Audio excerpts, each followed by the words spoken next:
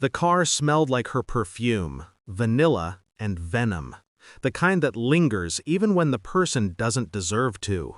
I drove, eyes steady on the road, hands still, mind quieter than it should have been. From the back seat came her voice, light, careless. "Honestly, he's like a rescue dog," she said. "You feed him, he wags his tail. So easy to control." Her friends laughed. I didn't. The air folded into silence, except for their giggles echoing in my skull. My wife, the woman I'd once thought of as my calm after the storm, had reduced me to a pet for amusement. When we reached the spa, she slammed the car door without a glance back. "Don't forget to wash the sheets before I get back," she said. "They stink like you." The laughter again. Then the sound of heels crunching gravel. I drove home in silence. 5 hours. Every mile a slow burn. We'd been married 7 years. I used to think she saved me, pulled me out of the mud of my younger life.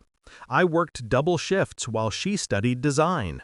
She said I grounded her. I believed her. Now I realized she wasn't building a life with me, she was building one on top of me. Every compliment, every smile had been an exchange, her approval for my obedience. And I'd paid every single time. That drive home changed something in me. The pain was clean, like glass. No panic, no shouting, just a deep, silent click, the sound of a door closing inside me. At first I thought about confronting her, telling her I'd heard. But then I realized something important. She wanted that. She thrived on reaction. I decided she'd get nothing from me. No rage, no apology, no closure. Only consequences. The planning started that night. While she soaked in someone else's compliments at the spa, I opened my laptop, logged into our joint accounts. I'd always handled the bills, so she never noticed the slow redirection. Savings, insurance, mortgage payments, all rerouted into a trust under my name alone. Then I called the real estate agent. "The house," I said, "I'd like to list it, urgently." I wasn't reckless. I waited for the perfect alignment, legal, emotional, logistical. She'd been cheating for months, I found. Photos, messages, even hotel receipts on the shared tablet. Every detail stored neatly, silently. I didn't rage. I archived. By the time she returned from her spa weekend, everything was already in motion. I changed the locks, closed her access to every account. Her clothes boxed, sealed, and stacked in the garage. I left one thing behind, a note taped to the door. "The house is for sale. Don't bother using your key." The first call came an hour later. Her voice was shaking, part anger, part disbelief. "What the hell is this, David? My key doesn't work." I stayed quiet, let her talk herself into panic. "Is this about what I said? You're overreacting. I was joking. God, you're so dramatic. Just undo it, undo it." Like marriage vows were code on a keyboard. Like humiliation could be deleted. I didn't answer. She called again, and again.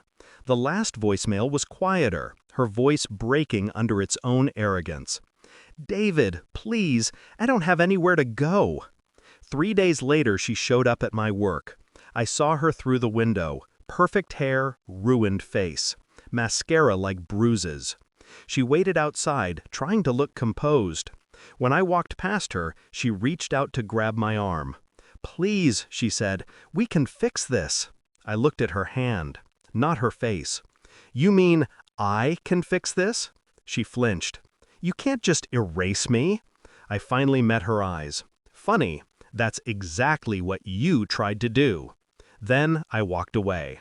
Selling the house went faster than I expected. A young couple bought it. They reminded me of us, back when I still believed in partnership. She tried everything, crying to my mother, threatening lawyers, posting carefully crafted sob stories online. None of it worked. Every legal string had been cut cleanly before she even knew there was a knife. Her friends, the same ones who'd laughed in the car, distanced themselves once the truth started leaking. Apparently, they hadn't realized she'd been cheating too. Loyalty has limits when reputations are on the line.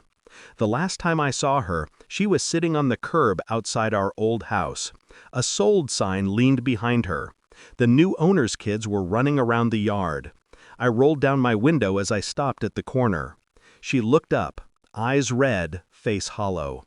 "You really did it," she whispered. "I told you once," I said, "I'd do anything for you. You just never asked what anything included." Her lips trembled, but I didn't wait for an answer. The light turned green. I drove on. It's been a year now. I live in a smaller place, quiet, uncluttered, mine. Sometimes, on long drives, I still hear her voice from that day. "He's like a rescue dog." Maybe she was right, once. I was loyal. I was patient. I waited to be fed affection. But here's what she didn't understand about rescue dogs. Once they learn who hurt them,